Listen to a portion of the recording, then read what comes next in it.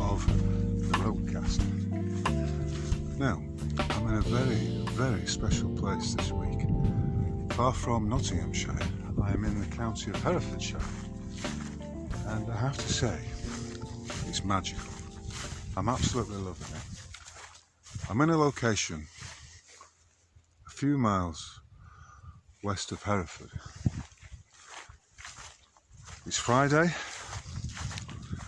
and before I go into the subject of this roadcast, which I'm tentatively calling the Welcome to the Mysterium, I'd just like to send my warm wishes out, my kind regards and warm wishes to a couple of brothers in the simulacrum, namely Adrian and Jonathan, whose avatars are having a bit of a tough time right now, but nevertheless, who are what they are, immortal beings, blessed souls, passing through the construct.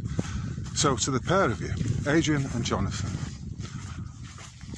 a hearty welcome to today's roadcast. That hearty welcome is also extended to everyone who's listening right now, but especially those who have left some kind comments on the various platforms at which the roadcast can be viewed. So, to get on to the subject of today, it's going to be a bit of a wide-ranging discourse today, and it will be inevitably something of a ramble, but I hope to tie it all together at the end. So I'm just going to keep the camera rolling and keep the tongue rolling, and let's see where it takes us. Now, in previous roadcasts, I have discussed a number of things, particularly pertaining to the nature of this reality in which we find ourselves. I've likened it, and all of it, you will notice, is metaphorical. That's why I'm calling this the Mysterium, in the sense that this life is for me, at any rate, a mystery. It's a mystery wrapped up in a shroud in which we're all playing a game of hide and seek. There's certain things being revealed and other things being hidden, and ultimately some things being completely unknowable. Hence the title. There's a mysterious nature to everything that we go through. And nothing is more mysterious to me than God. My young boy, who is about 5.5 years old, made the point the other day that if God made us and God created all of this, then who created God? And that is the question that can never be answered, because it's unanswerable. God is ineffable. It cannot be expressed only by way of metaphor, only by way of simile. And this is why language is so important to us, but at the same time, language is illusory, in the sense that the map is never the terrain.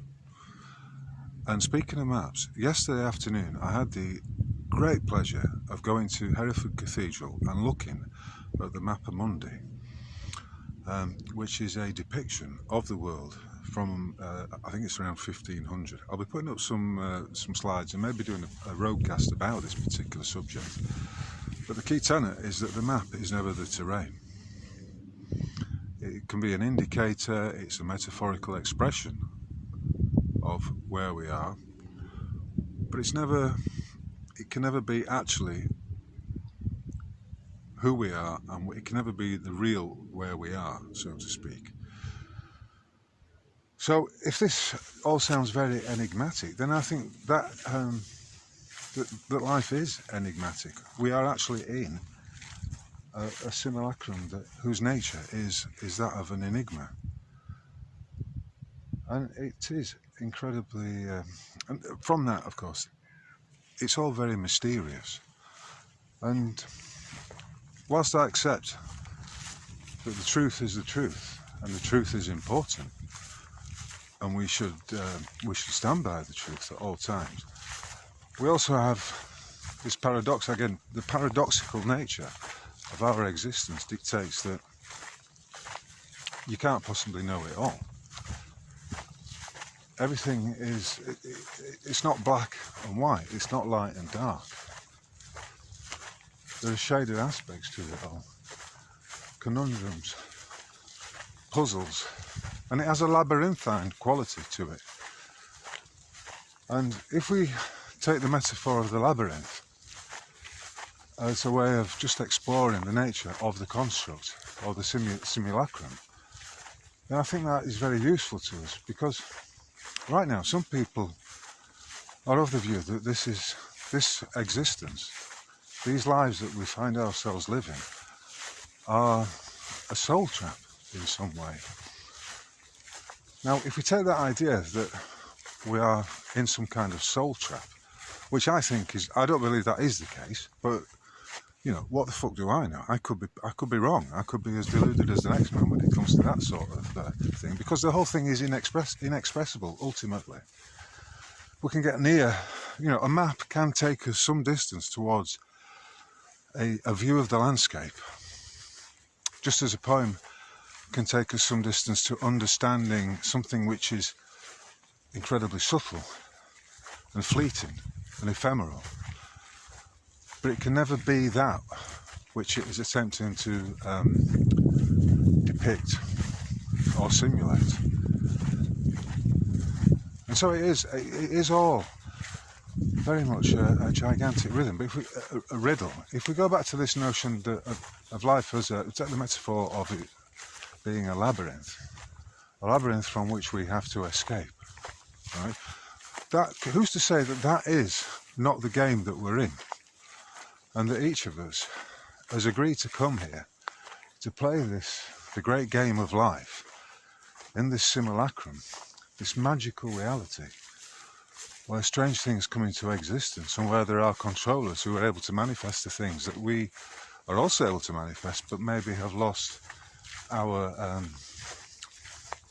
vision to be able to see how this applies. If we take it as a labyrinth from which we have to escape, maybe that is the ultimate deal. We have agreed to come into this simulation for the edification of our soul's journey, for the development of our immortal personalities. But ultimately, we are the aim of the game, the long-term aim of the game, and this may involve multiple lifetimes, multiple returns to into the construct. Then maybe that's the deal. That we have a series of lifetimes in which our souls can experience all these life lessons and tough times, trials, tribulations, the rest of it, all for the edification of the soul. But the ultimate aim is to go through as many lifetimes as it takes in order for you to graduate from this game, and that is the exit. And until you realise that you are a divine essence, who may be in conflict with many people in this realm, but is ultimately loved by all that is, by God, if you like, by the ineffable, that God truly loves you, and it doesn't matter how you're perceived by the others inside the game, even though within the game we do form allegiances, we do develop friendships, and all the time we connect with those with whom we are resonating, with whom we share a similar vibration, if you like. And for me, when I see it like that, it is completely magical, and it's totally wonderful and awe-inspiring and humbling. Yet at the same time, it gives us a sense of our own real power and our own real creative abilities to manifest things within the simulacrum, within this magical reality. And that knowledge exists in all of us, but for whatever reason, it becomes buried and it becomes entangled like an overgrown hedge. An overgrown hedge which hides hidden secrets. And again, as I'm talking, I'm aware that I am attempting to express myself in simile, in metaphor, as the only way I can express it. And with that comes a sense of perhaps a realisation of just how inarticulate I am when it boils down to it. So is it a labyrinth? I don't think it is a soul trap, unless, of course, you've come into this realm, and you've signed a contract with what we can call the demiurge or the satanic forces, the god of this realm, if you like. But and from that, if you have signed that, then maybe you're destined to be stuck in this place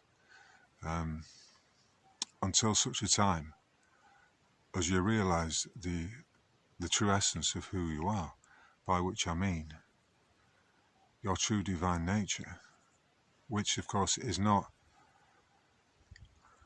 to be found in the material world.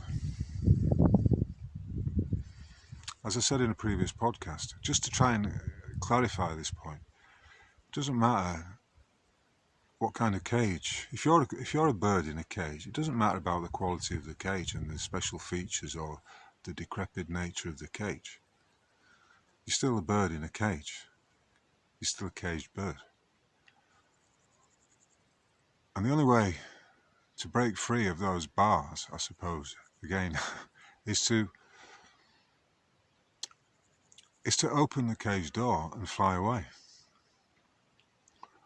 And I know that many people feel trapped. They feel a sense of nihilism about this, that it's all meaningless. But these views are largely indoctrinated into people via the false belief that we are material beings, when we are but immortal souls passing through a labyrinth, if you like, a simulacrum that is designed specifically to test us, and that the tests and the challenges are not to be avoided, but they are there to be accepted and to be overcome. And ultimately, we are here and we will continue to be here. We will be recycled time after time. We will come back to this place until such a point as we realise the nature of our true essence and the nature of the simulacrum in which we find ourselves, and that we are truly loved by the God of all that is, the ineffable. It has a complexity, and yet it has a simplicity to it. And the truth is simple to express. When the truth is being spoken, it will sound simple, it will be straightforward, and it will resonate with the listener, with the one who hears it all. And because it's a perceived reality, it is all of the mind. And your ability to work out the facts of the matter, to reason it through, and to express what you have come to understand, a bit like Sherlock Holmes in the denouement of any of his stories, reveals the data, the reason, and of course through the rhetoric he explains exactly how he solves the case and what the solution is. That is divine. That ability to reason using the data to reach a conclusion which you can express to others, and an artist will express that via the medium of paint or clay or whatever form he chooses, just as another artist may use the written form to express himself. That is the rhetorical part of it all. And how wonderful it is to come to that understanding. So when people suggest to me that we're in some kind of soul trap, I don't accept that, but I am prepared to tell, and I could be wrong, maybe we are, but I don't feel it to be the case, because it could well be that we have simply agreed to continue returning in various guises. In other words, through a long train of avatars, until we reach such a point as we can graduate or leave this construct and maybe move on to another. Again, this is purely hypothesis, because I don't fucking know. Who does truly know? Which brings me back to the point of it being an individual's journey. It is entirely personal to the individual soul who finds himself here. You know, no one can truly understand the nature of your journey. You may attempt to provide them using metaphor, using art, using whatever creative talents you have. You may attempt to express it, but ultimately it's ephemeral. It has an ephemeral quality, and no one can truly understand the ins and outs, the ups and downs of your journey. I think that's a good point, especially if Adrian and Jonathan are listening to me right now. I hope that resonates with you, gentlemen, my fine fellows.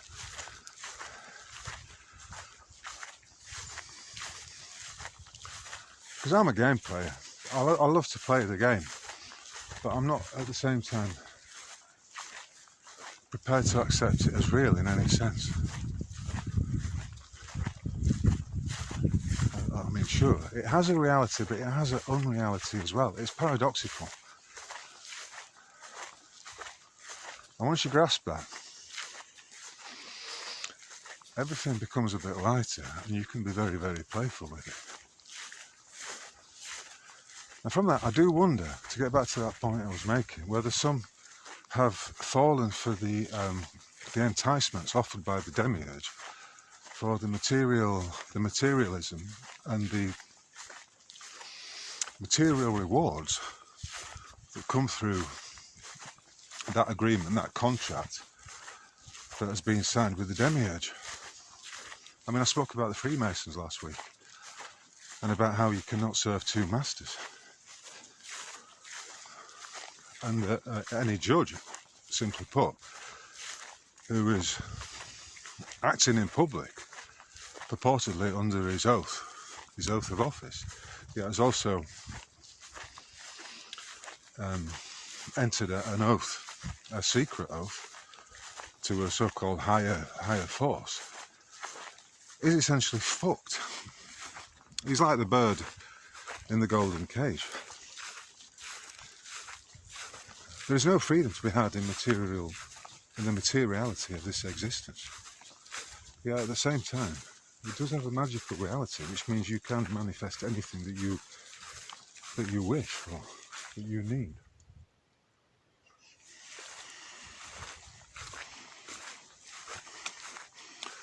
And as I'm expressing this, I don't expect it to be any kind of revelatory thing that I'm saying. I'm just putting out metaphors, and in my own way, attempting to piece together these wonderful aspects of the mysterium in which we find ourselves. And little wonder people enjoy mysteries, the narrative of a mystery, which, as I mentioned in a previous broadcast, maybe 2 episodes ago, can be expressed through the metaphor, if you like, of the trivium, the 3 ways, where you have the data, which is the grammar, the information that's flowing in, the who, what, where. Then you've got the reason and logic, where you put together that data and you begin to reason it through to determine exactly what happened, or how such and such a thing came about. And then finally you have the rhetorical part, which is how you express it, how you explain it. And it's very simple, because it is divine, and we are in a perceived reality, remember, so it's all a mental construct. And your ability to think and put things into place and take action is truly divine. And yet the whole system, the game is for the system to pull you into this material construct, to convince you that you are a material being, perhaps only with one short life, and that it is exactly as they tell you it is. And I'm afraid, to be able to perceive it in a way, in the ways that I'm talking about, as some kind of mystery, and to realise it is a perceived reality, and to be able to think it through and take action based on your knowledge of what is going on, that is divine in and of itself. Yesterday, as I say, I was at Hereford Cathedral, and there are thousands of these glorious buildings all across the planet, tens of thousands probably. And one of the things I liked about looking at the Mappa Mundi is the curious anomalies, the things that the rationalist would have you exclude or simply dismiss because they're simply inexplicable. Like the beings who have their eyes, their faces in their chests, the dragons of folklore, the myths, the legends, the sea serpents, the great beasts, and the fossil records that show, human footprints adjacent to those of a dinosaur. And I don't think, as far as I know, dinosaurs were just huge reptiles that grew to enormous sizes under a very different climate, what is known as a vapor canopy, compared to what we exist in now, where everything, the flora, the fauna, everything, including humans, grows to huge sizes, which would partly go somewhere to explaining these, like Hereford Cathedral, the magnificence, the architectural magnificence and splendour of these buildings. And as soon as you step into it, you sense it, because you're looking at a building that's been constructed using the principles of sacred geometry. The high vaulted ceilings, the high entrance, the massive organs, the bell towers, all of which